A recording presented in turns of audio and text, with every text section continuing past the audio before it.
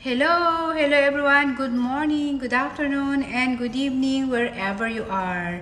So, hello my lovely people, my lovely friends out there. Today, my vlog is all about travel vlog, of course. So, iwanan muna natin ang ating cooking na session. So, tayo mag-unwind muna tayo sa ibang lugar. So, ngayon is nandito ako sa Kazakhstan and Russia. So, today is my vlog is all about, ayan, sasakay kami ng horse dyan sa Kolsay hike. So, ayan, magano kami dyan, mag-horseback riding kami dyan. So, mga langga, tignan nyo si RB.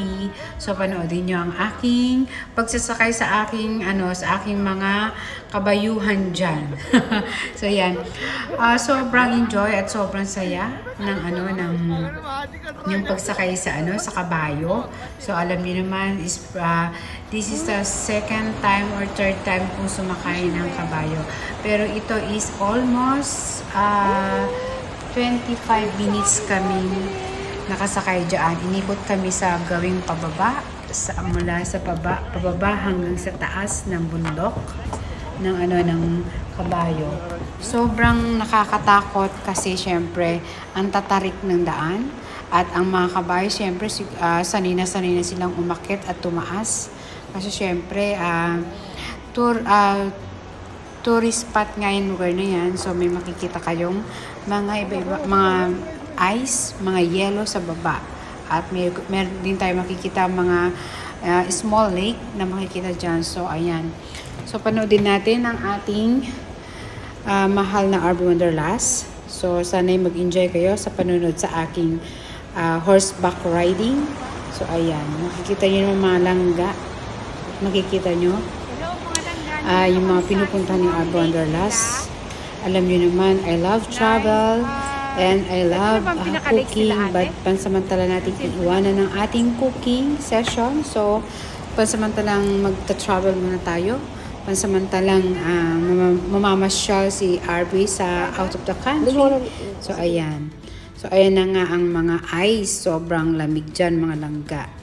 Pagka matagal na nag-stay ka dyan, siguro nag-stay kami dito is almost 1.5 hours. Pero sobrang lamig na dyan, sobra. At yun na nga, tumutulo na yung sipon at ang mga kamay is masasakit na sa sobrang lamig at ang mga panga natin dyan is naninigas na.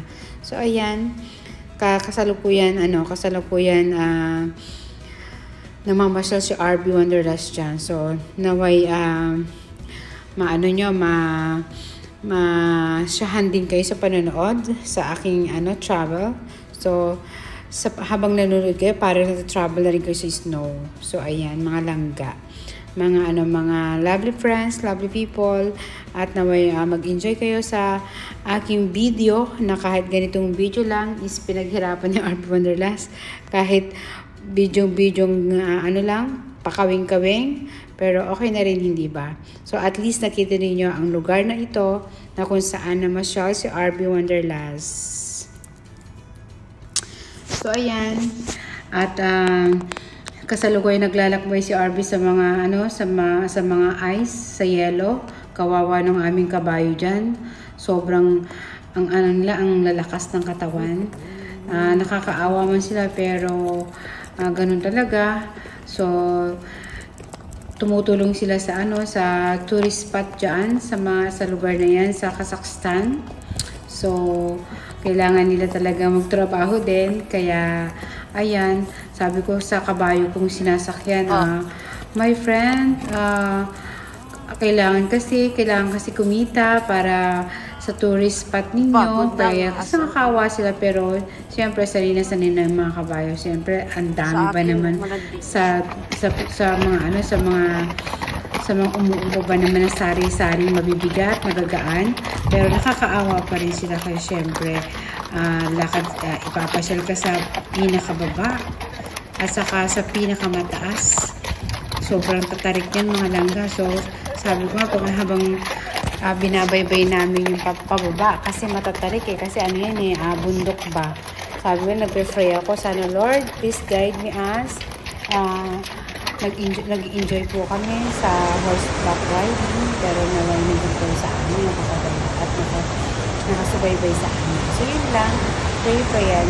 Pero ang daming madaming mga lake na super linis at super linaw talaga ng mga lake na bumababa mula sa mula sa bundok. So, ayan, super enjoy si RB. Yun nga lang, after that, ang sakit talaga sa pet kasi meron yung kabayo namin na tatakbo siya ng mabilis. As in, sobrang bilis niya. Alam niyo, nagkanda-kanda pa sana ang aking hita at puwet dyan. After that, sobrang nakapagod kasi almost 25 minutes kaming ipinasyal ng kabayo, pero super enjoy together with the group Indian guys. So, makikita niyo mga langga at super enjoy si RB. So, alam niyo naman, I love travel. So, wala tayong yan ang pinaka-hobbies ni RB. Mamasyal, hindi cooking, is travel. So, maraming salamat sa inyong lahat dyan, sa mga walang sawang sumusuporta kay RB Wanderlust, sa mga nanonood ng aking video na kahit minto lang. At ayan, shout out sa inyong lahat dyan. Mega love shout out sa mga lovely friends ko dyan. At sa Team Solid ko Langga Make the Day, Langga ML19 Official. At sa mga iba pang YouTuber na ka-friendship dyan, mega love shout out. At naway, maraming salamat po sa inyong pagsuporta at panood sa aking video. So, yan, maraming salamat sa inyo. So, ayun na po ang kapaligiran at puro ice na po yan. Sobrang lamig na dyan, mga langga at mga ka-friendship, mga ka-YouTuber. Sobrang lamig po dyan. So, ayan, pumasok po kami sa cave na yan, super dilim. So, mga 5 minutes po kami dyan. So, ayan, kasalukuyan po kami nag-aantay ng aming mga kasama. So, ganoon po talaga So, kailangan mong i-enjoy kung ano man ang pinuntahan mo. So, syempre, meron tayong dyan, picture taking, picture sa sa ilalim at sa taas. So, naway nandyan po kayo parati nakasuporta kay RB Wanderlust. Maraming salamat po sa mga walang sawang panonood ninyo dyan. At